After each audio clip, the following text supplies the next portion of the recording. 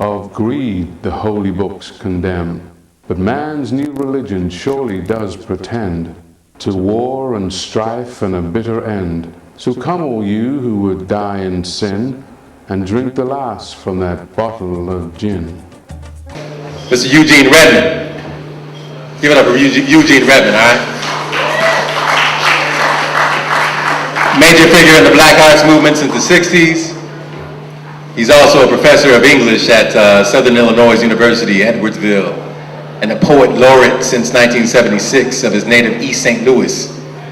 He conducts poetry in the school programs and serves on the board of directors at the Catherine Dunham Centers for the Arts and Humanities. He was recently honored by the World Black History Museum at his Griot's Gala at Tribunal Honors in St. Louis, Missouri. Author of 12 books and 6 plays, he is also the founding editor of the literary magazine Drum Voices Review. Mr. Redmond has reviewed and received the Pushcart Prize, Best of Small Presses Lifetime Achievement Awards from Pan-African Movement USA, and the Furious Flower National Poetry Conference in 2004.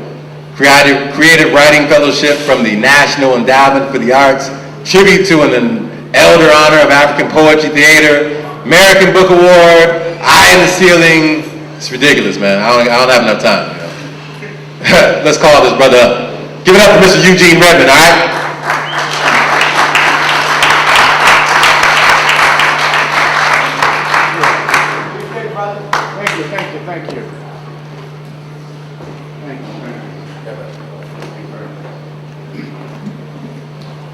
Good evening.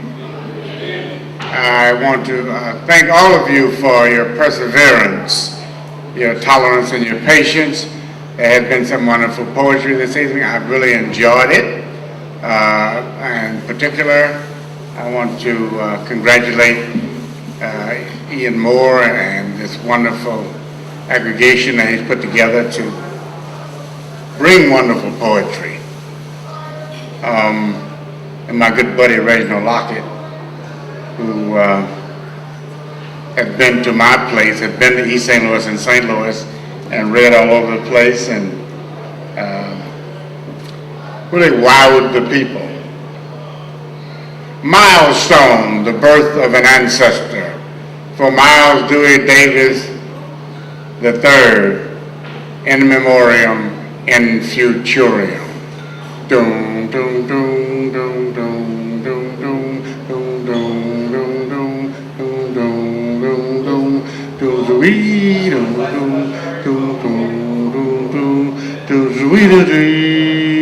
dressed up in pain, the flatted fifth began its funereal climb up the tribal stairwell.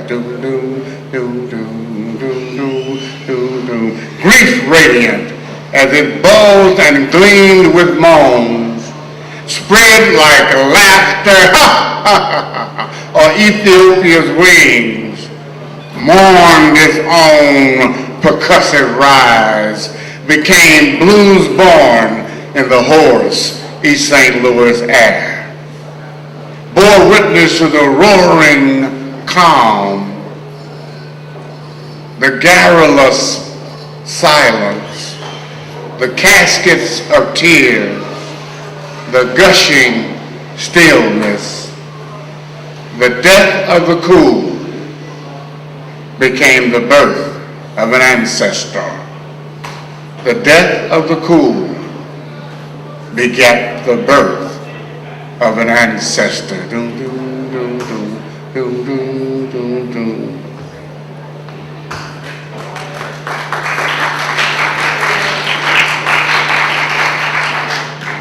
That piece was read at Miles Davis's funeral in East St. Louis at his and my alma mater, Lincoln High School, on October the 13th, 1991. I can never unlove you. To not want is to not exist, is to be deminded, is to be disembodied, is to be disimpersoned and float like an apparition into the nowhere, into the gray whim of limbo. And that is why I can never unlove you, why I can never dismantle my passion, why I can never decompose my desire. To reel in my cautious need is to be unclumsy and hyperposture, is to be a cursed garden, growthless, is to be made breathless by outside strictures and nod in noon sun like a drunken lizard, a slitherless drip on the echo of love, on the back of some nomadic breeze, on the coattail of sanity. And that is why I can never unlove you, why I can never unnotice the flames you forge, why I can never unloose my eyes from their aim. I can never unlove you, though I can re-love you before another moon. I can never unneed you, though I can re-grieve the night-stained caresses. I can never not want you, though I can re-cry the ancientest ocean. I can never unlove you never, unlove you never, unlove you never.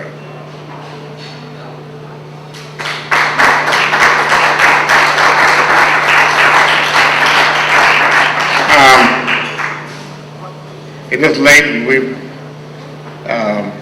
our patience has been tried. It's been wonderful. I have 2 poems. There have been 2 more poems. There have been a number of parallels established between Vietnam and Iraq.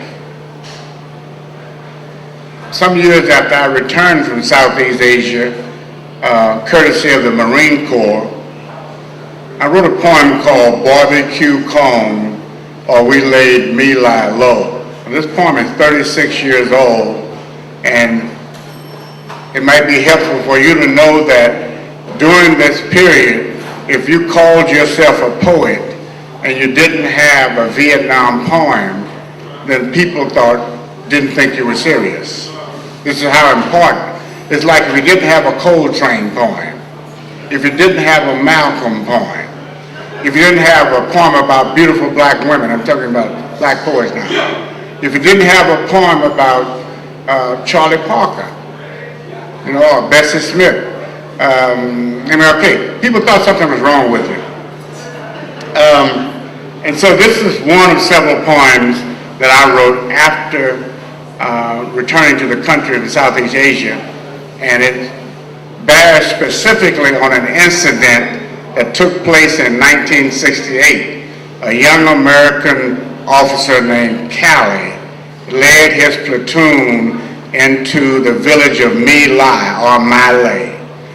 He thought there were soldiers, or supposedly the intelligence told him there were soldiers there.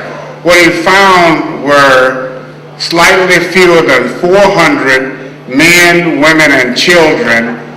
Some of the women and men were in their senior years. Some of the women were pregnant. They were all slaughtered and thrown into an earthen grave. And this is my response 36 years ago. Barbecued cone, or we laid My Lai low.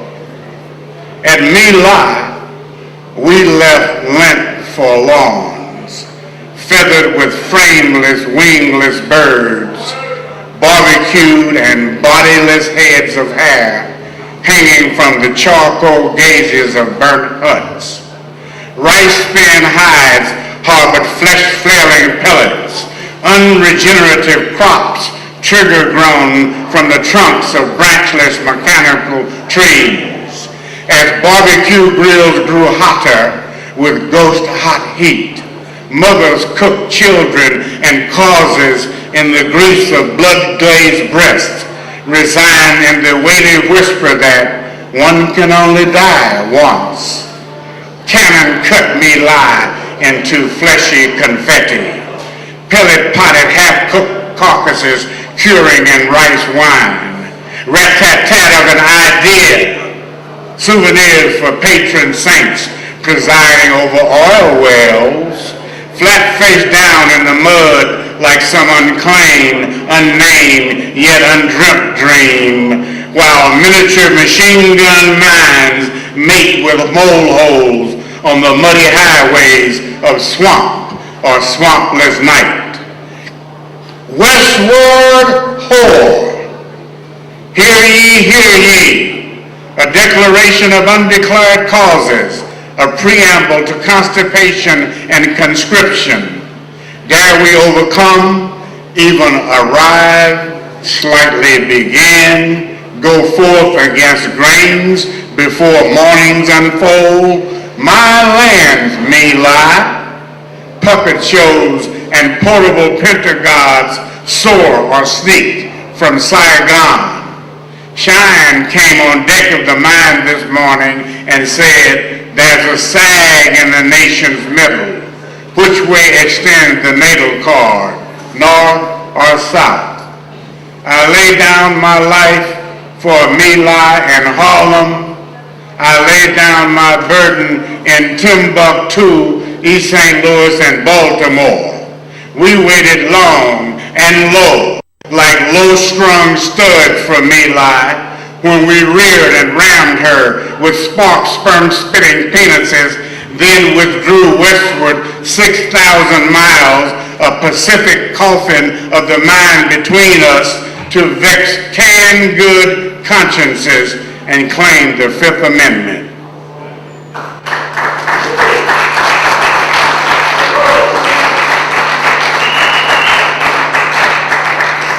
And finally, a fun poem. When I was a boy, we would devilishly and mischievously say to the girls, let me blues you, baby, before I lose you.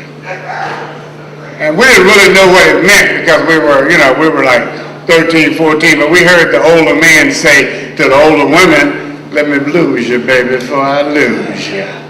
So this is a play off of that. It's called Double Clutch Lover. And there may very well be a double clutch lover in the room or someone who knows of a double clutch lover.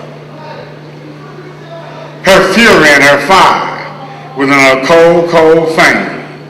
A double mojo mama, yeah, and double clutch lover was her name. She had the cold cutting fire, baby. She had the flame, the flame. Her rep was hip, and she didn't mess with no lame. Her fire was in her fame. Her fire was in her fame. Oh yeah, oh yeah, cause she was a double. I said a double two-barrel. I said a double two-barrel, make it two, baby. Cause she was a double clutch lover, and she could double clutch, a double clutch, your love. A double clutcher, yeah, she was a triple dealer, a banana peeler, a quick shifting wheeler, a double clutch pearl, kitchen grease girl, witch woman of a healer. Fruit, funk, and fire was in her cold, Lord, cold cutting flame. She kept coming in Jesus' name. A double clutch lover, a clutch, my love. She took my temperature with a 2-foot tongue that accelerated my engine when it reached my lung. A clutch, a double clutch, a break fast filly that couldn't be tamed.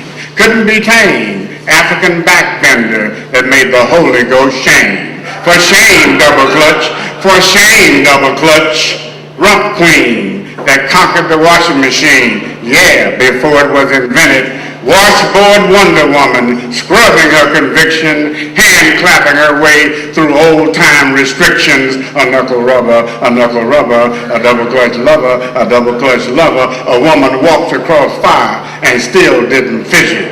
I walked across fire, John Hugh Henry, and still didn't fidget. Dig it. A funk junction lady with a jackknife jump. I said a funk junction lady with a jackknife jump. If you can't sprout your tree before she counts to 3, she might leave you with a stump. Funk Junction lady with a jackknife jump. Hump, hump, hump, hump. Yeah, y'all. Her fire was in a cold, cold fame where hard-hearted Hannah couldn't stake no claim. A double-clutch lover, Lord, make you run for cover, baby. Hover, hover, hover. She can gun you to the curb, make you scream, cry for reverb. Now ain't that some nerve? The girl got nerve. A double-clutch woman armed with life. A double-clutcher, yeah, armed to the teeth with life, Lord. Expert on strife. Expert on strife. A triple dealer, yeah, a banana peeler, quick as shifting wheeler, a double-clutch lover, run for cover, man, run for cover, man, keeps her foot on my pedal, pushing, clutching, keeps her hand on the throttle of life, expert on strife, throttle of life, expert on strife, throttle of life, expert on strife, throttle of life. Thank you.